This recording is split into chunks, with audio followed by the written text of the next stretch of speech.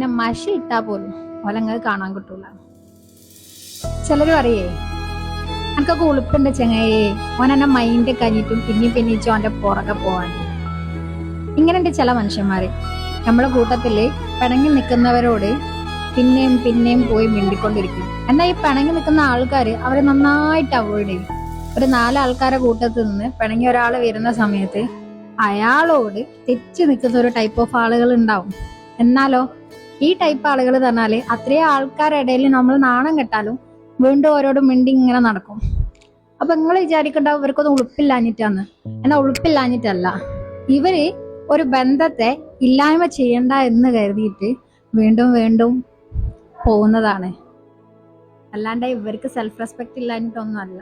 അപ്പൊ നിങ്ങളെ കൂട്ടത്തില് ആരെങ്കിലും നിങ്ങളെ അടുത്തേക്ക് വീണ്ടും ഇങ്ങനെ വരുന്നുണ്ടെങ്കിൽ അവോയ്ഡ് ചെയ്യാതിരിക്കുക.